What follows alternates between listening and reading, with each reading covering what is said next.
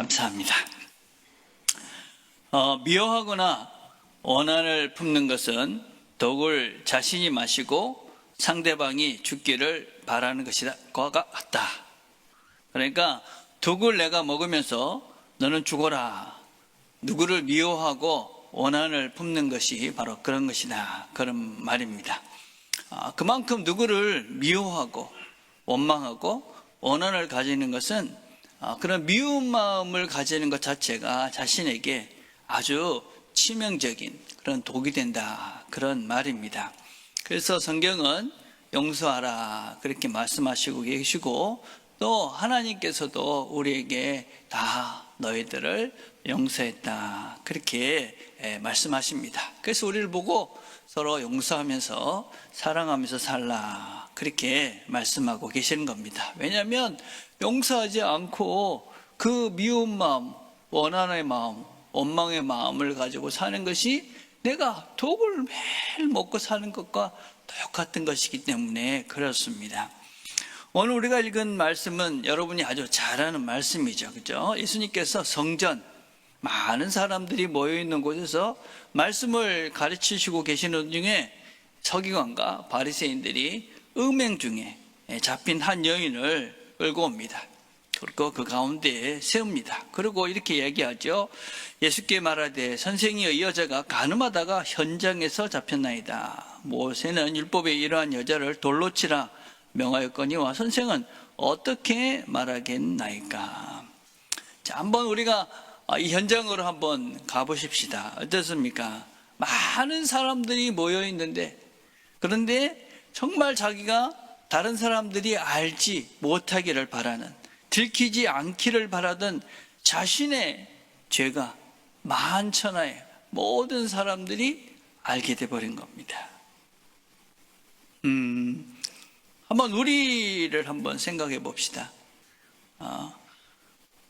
우리는 다 누구나 누구에게도 드러나길 원치 않는 부끄러운 우리의 모습이 있지 않은가 생각합니다. 우리에게 다 부끄럽기 때문에 꽁꽁 숨겨둔 어떤 모습이 있다 생각합니다. 다른 사람은 정말 알지 못했으면 좋은 걸. 그런데 그게 만천하에 모든 사람이 다 알게 된 것입니다. 우리가 상상하는, 여러분들이 상상하는 그걸 모든 우리 교인들이 모든 사람들이 다 알게 됐다. 그때 어떤 감정이 몰려올까요? 어떤 생각이 들 것 같습니까? 특별히 지금 이 여인은 수많은 사람 앞에 당시 유대법으로 의하면 간음하다 잡힌 여인은 돌로 쳐 죽여도 되는 그런 죄가 드러나 버린 것입니다. 아마 그 감정은 두려움, 또 수치심, 또 원망, 또 절망, 무서운 여러 가지 힘든 감정이 들지 않았겠나. 바로 지금 이 여인의 상태가 지금 그런 상태일 것입니다. 여러분, 죄라는 것은 기본적으로 우리에게 수치심을 주죠. 그리고 두려움을 주고 원망하게 돼서 절망과 공포로 우리를 몰아갑니다. 최초의 죄를 지었던 아담과 하와가 하나님의 말씀을 어기고 선악과를 먹고 난 다음에 나타났던 첫 번째 증상은 수치심이었습니다. 서로 부끄러워서 서로를 가리는 것부터 시작했죠. 그리고 하나님이 그들을 찾아오니까 두려워서 숨었습니다. 그리고 왜 먹었느냐 그렇게 이야기하니까 아담이 하나님을 원망합니다. 수치심과 두려움과 원망, 그래서 절망하고 공포스럽게 살게 하는 것이 죄라는 것이지요. 죄는 이런 수치, 원망, 두려움 속에, 그래서 절망하고 죽을 것 같은 그런 삶을 살게 하는 것이 죄입니다. 그런데 과연 이 여인을 끌고 왔던 이 바리새인과 서기관은 괜찮은 사람들이었을까요? 이 여인보다 괜찮은 사람이었을까요? 우리는 어떻습니까? 이 가늠하다 현장에서 잡힌 여인보다 우리는 좀 괜찮은 사람일까요? 사실은 이 여인을 끌고 왔던 바리새인과 서기관은 바깥으로 보기에는 괜찮은 사람 같지만 사실은 더 나쁜 사람이다. 근본이 정말 잘못된 사람이다 라고 할 수 있습니다. 왜 그러냐면 이 사람들은 하나님의 말씀을, 하나님을 자신의 목적을 위한 수단으로 삼고 있습니다. 왜 이 여인을 예수님 앞으로 끌고 왔습니까? 이렇게 말씀하죠. 모세는 율법에 이러한 여자를 돌로 치라 명하였거니와 선생은 어떻게 말하겠나이까? 그들이 이렇게 말하면 고발할 조건을 얻고자 하여 예수를 시험하리라. 하나님 말씀을 가지고, 하나님을 가지고 예수를 고발할 조건을 얻고자 하는, 자신의 목적을 위해서 하나님의 말씀인 율법을 수단으로 사용하고 있는 그런 사람입니다. 율법에는 이런 여자들을 돌로 치라고 말씀하고 있습니다. 그런데 당신은 늘 서로 사랑하면서 살라고 그러지 않았습니까? 당신이 말한 것처럼 사랑해야 됩니까? 아니면 이 여자를 돌로 쳐서 죽여야 합니까? 할 말이 별로 없지요. 이렇게 이제 당신은 코너에 완전 막다른 골목에 이런 겁니다. 그런 태도로 지금 예수님 앞에 이 여인을 끌고 온 겁니다. 그것뿐만 아니라 이 바리새인과 서기관들은 사람을 수단으로 사용하는 사람입니다. 정말 나쁜 사람들이죠. 음행한 여인, 물론 죄는 지었지만 불쌍한 여인입니다.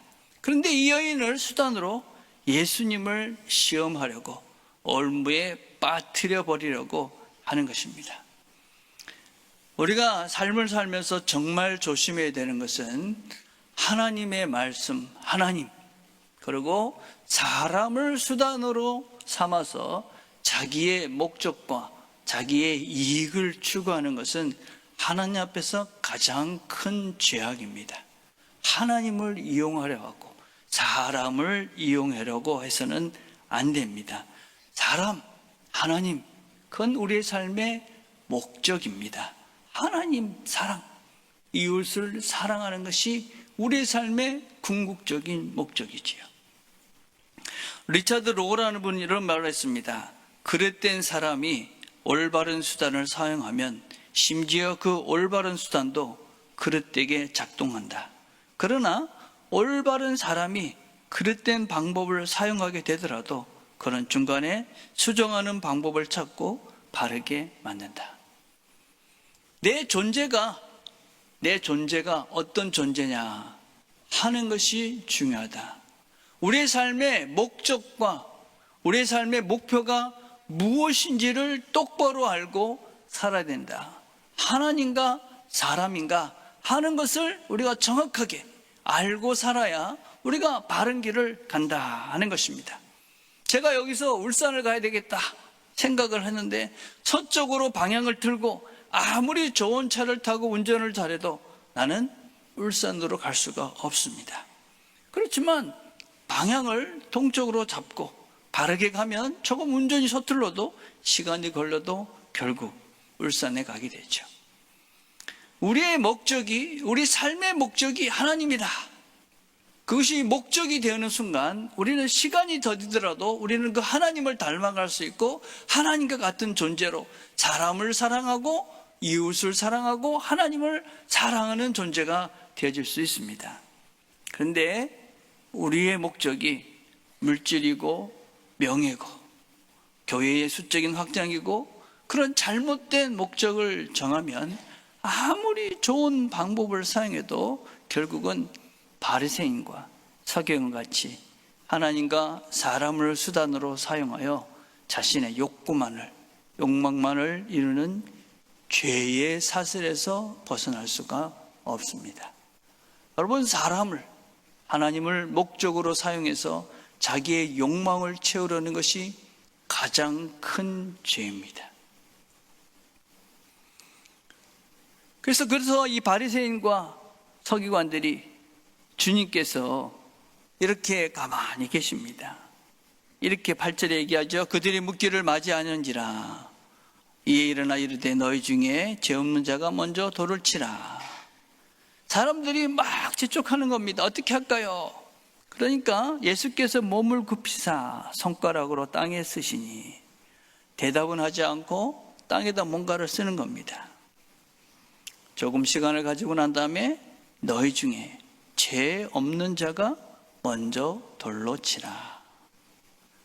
그러고 나온 다음에 그들이 하나님 말씀을 듣고 양심의 가책을 느껴 어른에서 시작하여 젊은이까지 하나씩 나가고 오직 예수와 그 가운데 섰던 여자만 남았더라.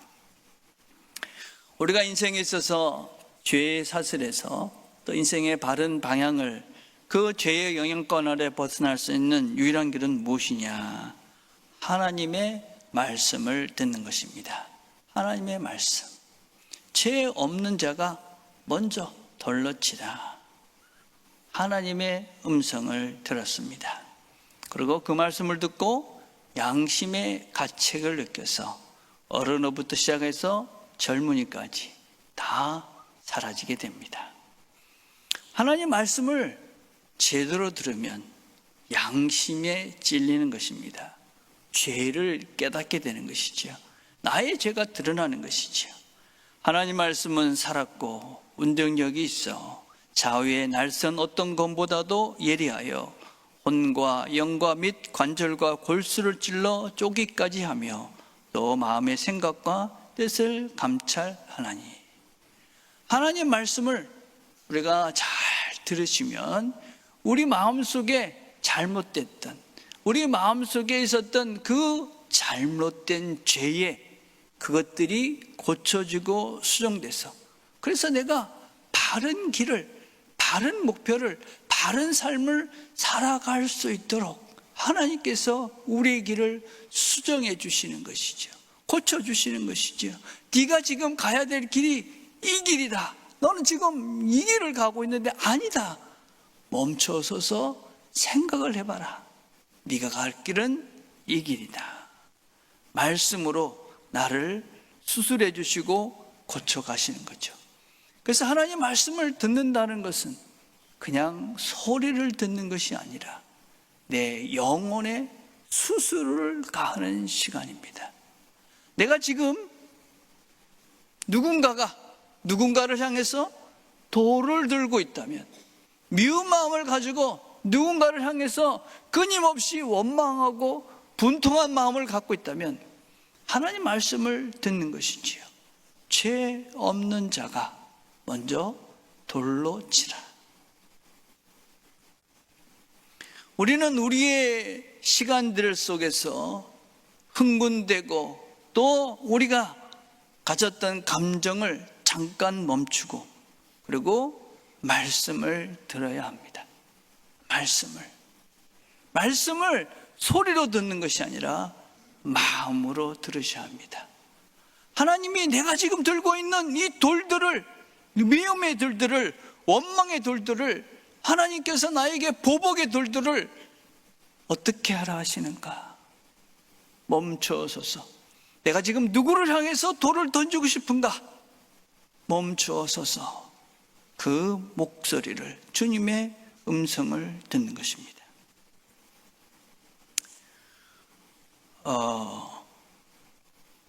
교회 어른들께서 제가 요새 눈물이 많아졌다고 걱정을 하셨어요. 저도 왜 그런지 몰라서 안과를 가봤습니다. 눈물샘이 막혔다고. 눈물샘이 막히면 눈물이 그리 많이 난답니다. 거기다가 아마 선생님은 갱년기가 좀 늦게 오신 것 같습니다. 그래서 이제 안과 가서 눈물샘을 좀 뚫고 왔습니다. 많이 눈물이 이제 좀 줄어들긴 했습니다. 근데 어찌됐든 이렇게 말씀을 보면서 요새 좀 많이 울긴 웁니다. 또 울라고 그러는데요. 이 여인을 보면서 저의 모습이기에 울고, 정말 꽁꽁 숨겨뒀던 나의 그런 부끄러운 모습이 만천하에 드러나면 어떻게 할까, 이런 마음이 들려서 울게 되고, 또 이 돌을 들고 서 있는 바리새인과 서기관들이 저의 모습이 이게 떠오르고 그렇게 눈물이 납니다. 또 여러 가지 답답한 형편 속에 새벽마다 기도하시는 분들을 보고 계시면 이분들의 마음이 얼마나 답답할까. 그런 분들을 보면 또 마음이 아프고 또 주님의 마음을 보면 또 마음이 아픕니다. 여전히 믿음이 없고 성장이 더디고 성숙하지 못한 저를 보면서 저 자신도 답답하고 주님도 답답하고 그래서 참 많이 울 때가 있습니다. 우리의 삶들 속에서 답답하지 않은 인생이 어디 있으며 숨겨둔 어둠이 없는 사람이 어디 있으며 돌을 들고 있지 않는 순간이 우리 삶에 어디 있겠습니까? 이게 다 우리의 모습이 아니겠습니까? 그래서 하나님 앞에서 올 때가 참 많이 있습니다. 혼자 올 때는 더 많이 있습니다. 그래도 본문을 보면서 희망을 봅니다. 그들이 이 말씀을 듣고 양심의 가책을 느껴 어른으로부터 시작하여 젊은이까지 그래도 어른이 되면 나이가 들면 좀 더 나아지는구나 하는 희망이 소망이 생깁니다. 여러분, 어른이 된다는 것은 단순히 나이가 든다는 것을 의미하지는 않지요. 어른이 된다는 것은 성숙한 사람이 된다는 것이 아닐까요? 무엇보다도 나를 바르게 볼 수 있는 능력이 향상되어져 간다. 내가 누군가, 내가 이 여인이 아닌가, 내가 바로 돌을 들고 있는 이 바리새인이 아닌가, 그 나를 보고 나를 하나님 말씀에 비춰보고 하나님 말씀을 들을 때 그 말씀에 빨리 반응하는 속도가 달라지는 것, 그게 신앙인으로서 조금씩 자라가는 우리의 모습이 아닐까. 죄 없는 자가 먼저 돌로 치라, 그 말씀을 듣고 나이 든 사람들이 먼저 자신을 본 것입니다. 그리고 돌을 놓고 자리를 떠납니다. 여러분, 그건 무슨 의미입니까? 나도 죄인이다. 나도 죄 있는 사람이다. 나도 이 돌을 던질 수 있는 자격이 있는 존재가 못 된다. 예수님은 근데 그 돌을 들고 있는 사람도 정죄하지 않습니다. 너희들도 똑같은 놈들 아니냐? 그렇게 하지 않으시고 시간을 주시고 스스로를 돌아보게 하십니다. 오늘도 주님께서 우리에게 똑같이 말씀하신 겁니다. 돌을 쥐고 있는 그 돌을 내려놓고 우리를 돌아보라.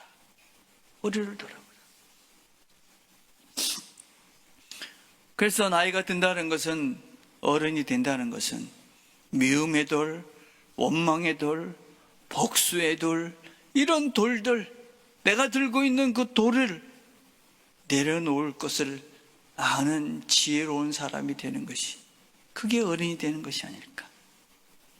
내가 더 이상 이 돌들을 들고 무겁게 또 누구를 보면서 날카롭게 누구를 향해서 미워하고 원망하고 저주하고 그런 원한을 품는 그런 삶이 아니라, 그런 삶이 아무런 의미가 없다는 것을, 그런 삶들은 참 허무하다는 것을, 허망하다는 것을 우리가 깨닫고 그 돌들을 내려놓고, 그리고 조용히 나를 보는 사람들이 어른이 되는 것이 아닌가.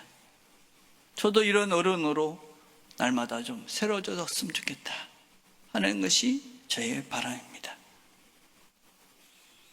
때때로 돌을 들지만 멈추고 말씀을 듣고 나를 보고 돌을 놓고 용서의 자리로, 사랑의 자리로, 평화의 자리로 나아가길 바랍니다.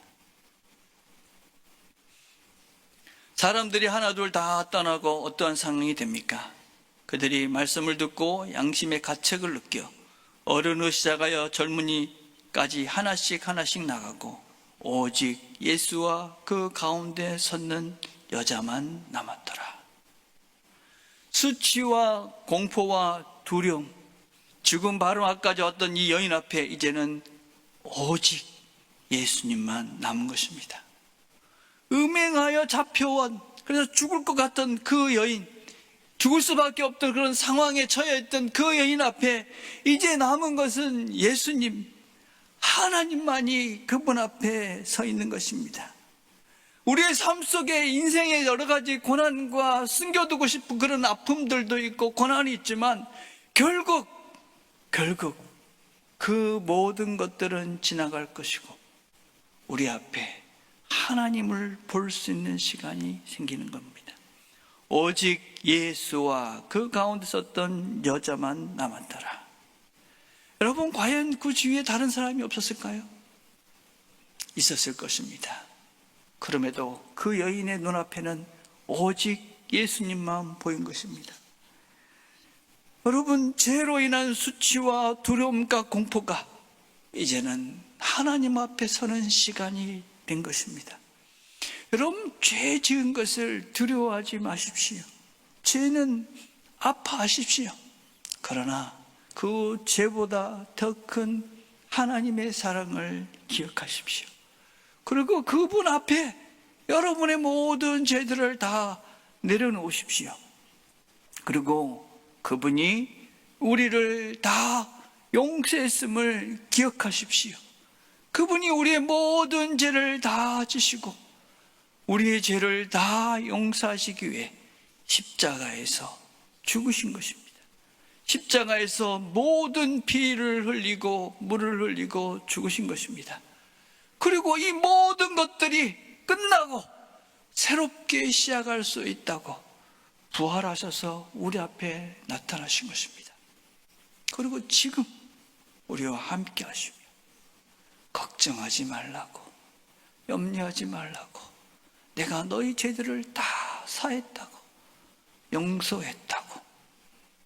그러니 용서하고 용서받고 살라고 말씀하시는 겁니다.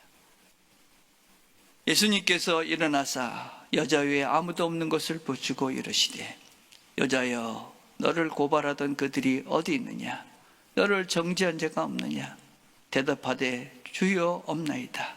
예수께서 이르시되 나도 너를 정죄하지 아니하노니. 나도 너를 정죄하지 아니하노니.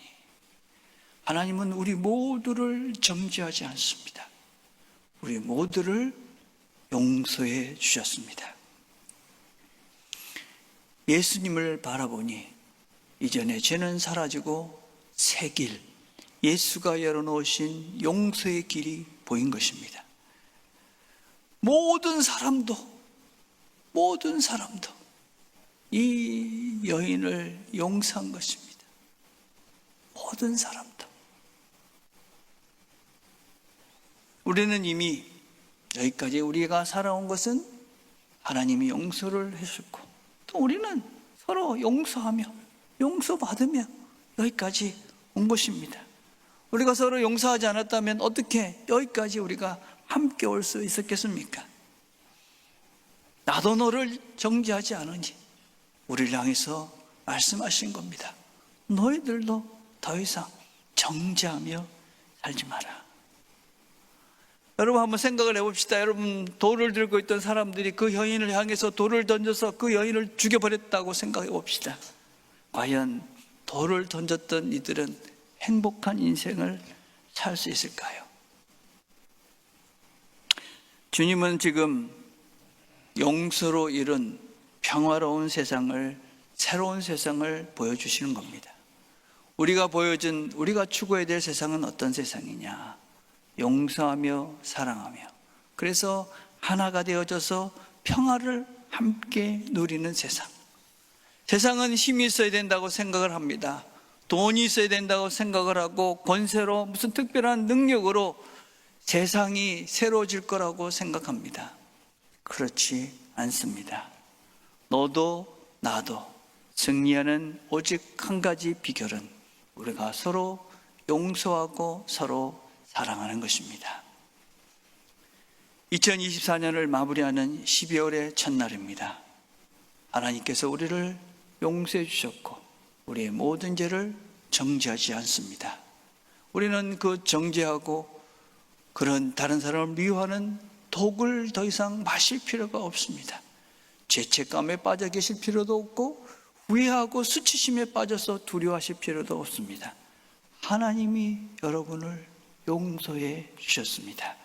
우리가 하나님의 큰 용서를 받은 자임을 기억하시고 우리도 용기 있게 다른 사람들을 용서하고 사랑하면서 이 한 해를 마무리해 가시기를 주님의 이름으로 축복을 드립니다.